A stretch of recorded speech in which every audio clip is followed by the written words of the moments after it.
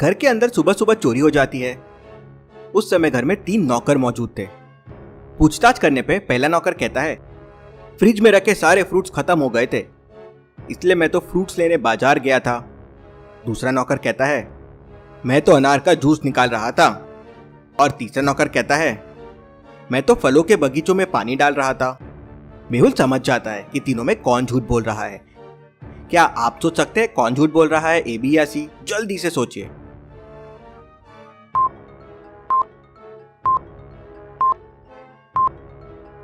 चलिए इसका आंसर देखते हैं। पहला नौकर कह रहा था कि घर के सारे फ्रूट्स खत्म हो गए थे, तो दूसरा नौकर अनार का जूस कैसे निकाल सकता है? मतलब दोनों में से कोई एक झूठ बोल रहा है। लेकिन तीसरे नौकर की बातों पे भी ध्यान दीजिए। उसने कहा वो घर के पीछे फलों के बगीचे में पानी दे रहा था। अगर घर में ही फलों का बगीचा है तो भला कोई बाजार क्यों जाएगा? जरूर कुछ गड़बड़ है। मेहुल घर के पीछे जाता है तो वहाँ सचमुच एक बहुत बड़ा फलों का बगीचा होता है, लेकिन बगीचे में कोई भी फल नहीं होता। बगीचे के अंदर 2 औरतें काम कर रही थी। मेहुल उन दोनों से पूछताछ करता है तो पहली औरत कहती है, साहब कल रात बहुत बारिश हुई, आंधी तूफान आया, तो बगीचों के सारे पत्ते यहाँ वहाँ गिर गए थे, मैं उन्हें इकट्ठा कर रही थी। दूसरी औरत कहती है, साहब मैं तो बस आम के पत्ते लेने आई थी, मुझे कुछ नहीं पता है। लेकिन मेहुल समझ जाता है कि कौन झूठ बोल रहा है। तो क्या आप बता सकते हैं लॉजिकल आर्मी?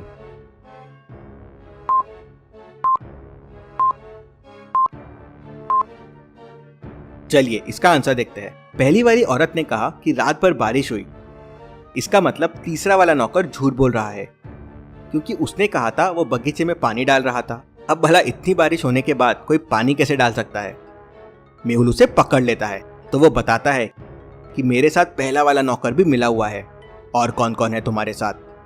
तो पहला नौकर बताता है कि उनके साथ एक और आदमी है जो सारे गहने चुराया और अभी अभिलाषा ज्वेलर्स में बेचने के लिए गया है। मेहुल तुरंत अभिलाषा ज्वेलर्स पहुंच जाता है। वहां उसे बहुत सारे लोग दिखाई देते हैं। तो क्या आप बता सकते हैं इतने लोगों में वो कौन है जो चोरी के गहने बेच रहा है? सोचिए और आपका आंसर कमेंट कीजिए।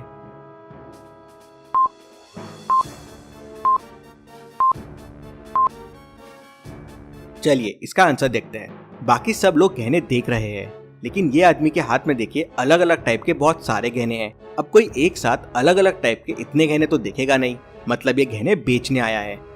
मेहुल समझ जाता है और उसे पकड़ लेता है। Detective Mehul rocks. चलिए अगली पहेली देखते हैं।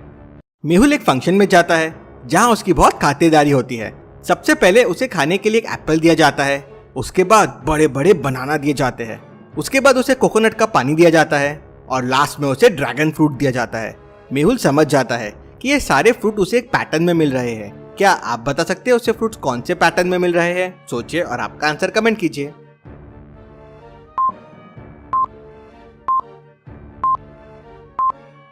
चलिए इसका आंसर देखते हैं। सबसे पहले मेहुल को एप्पल दिया।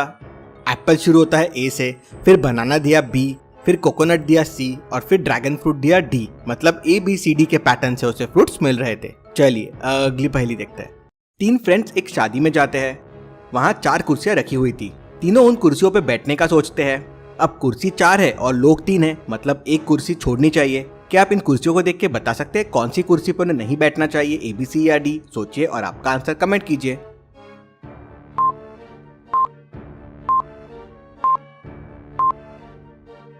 चलिए इसका आंसर देखते हैं। सी वाली कुर्सी को ध्यान से देखिए, उसके पीछे वाला एक पैर टूटा हुआ है, इसलिए उन्हें वो चेयर को अवॉइड करना चाहिए और बाकी 3 चेयर्स पे बैठना चाहिए। चलिए अगली पहेली देखते हैं। चलिए अब मैं आपसे एक बहुत ही इंटरेस्टिंग मैचस्टिक पजल पूछता हूँ। इमेजिन कीजिए कि एक मैचस्टिक की काव है। अब ये लेफ्ट डायरेक्शन में देख रही है। अब बस 2 मैचस्टिक मूव कीजिए जिससे काव राइट डायरेक्शन में देखनी चाहिए। है ना ये इंटरेस्टिंग? सोचिए सोचिए। समय चाहिए तो वीडियो को पॉज करके सोचिए।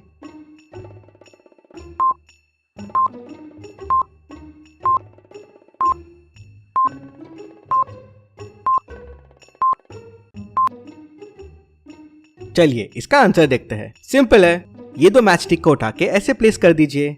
अब काव गर्दन मोड़ के पीछे देख रही है, मतलब राइट में देख रही है। चलिए अब मैं आपसे एक और बहुत ही इंटरेस्टिंग मैचस्टिक पजल पूछता हूँ। आपके सामने ये 6 मैचस्टिक रखे हुए हैं। अब सारे मैचस्टिक एक दूसरे को टच नहीं कर रहे हैं। अब आपको मैचस्टिक्स को इस तरह से रखना है कि हर मैचस्टिक बचे हुए 5 मैचस्टिक को टच करेगी। सोचिए सोचिए कैसे रखेंगे आप इन मैचस्टिक को जिससे हर मैचस्टिक बाकी 5 मैचस्टिक को टच करे। समय चाहिए तो वीडियो को पॉज कीजिए।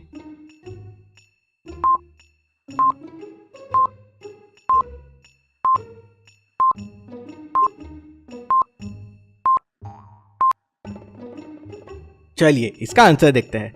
आप मैचस्टिक को कुछ इस तरह से रखेंगे, 3 मैचस्टिक नीचे जो एक दूसरे को इस तरह से टच कर रही है और 3 मैचस्टिक उनके ऊपर जो इस तरह से टच कर रही है।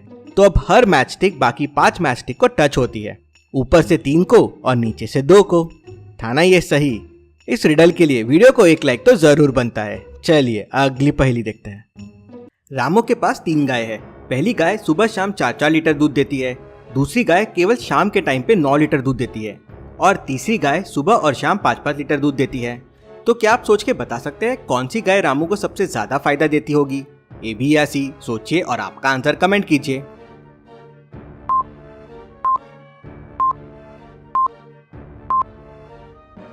चलिए इसका आंसर देखते हैं।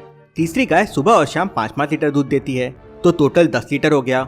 लेकिन बाजू में देखिए उसका एक छोटा बच्चा भी है, वो भी उसका दूध पीता होगा, मतलब पूरा दूध रामू को नहीं मिलता होगा। अब पहली गाय 4-4 लीटर दूध देती है, मतलब 8 लीटर हुआ। मतलब दूसरी गाय जो 9 लीटर दूध देती है वो रामू को सबसे ज्यादा फायदा देती है। चलिए अगली पहेली देखते हैं। एक कंपनी में चोरी हो जाती है। उस समय ऑफिस में 3 लोग थे। मैनेजर तीनों से पूछताछ करता है। पहला कहता है मुझे तो भूख लग रही थी इसलिए मैं बाहर चाय पीने गया था।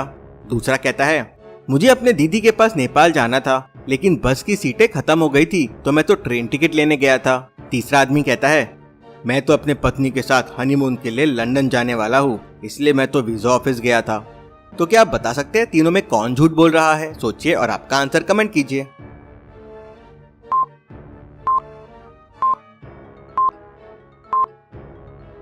चलिए इसका आंसर देखते हैं। दूसरा आदमी झूठ बोल रहा है क्योंकि भारत से नेपाल कोई ट्रेन नहीं जाती है। चलिए अगली पहेली देखते हैं। प्रशांत को अपने स्कूल प्रोजेक्ट के लिए एक मॉडल बनाना था और मॉडल के लिए एक बिजली का तार यूज करना था जो गुड कंडक्टर ऑफ इलेक्ट्रिसिटी हो। उसके घर में 3 तरह के वायर अवेलेबल थे, लोहे का, दूसरा कॉपर का और तीसरा स्टील का। तो क्या आप बता सकते हैं उसे कौन सा वायर यूज करना चाहिए जिसके उसके मॉडल में करंट अच्छे से फ्लो हो सके? सोचिए और आपका आंसर कमेंट कीजिए।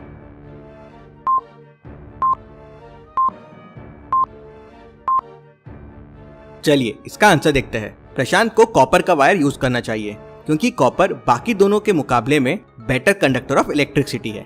चलिए अगली पहेली देखते हैं। इन दोनों डांसर्स को ध्यान से देखिए और मुझे बताइए कौन सी डांसर लड़का है, ए या बी? सोचिए और आपका आंसर कमेंट कीजिए।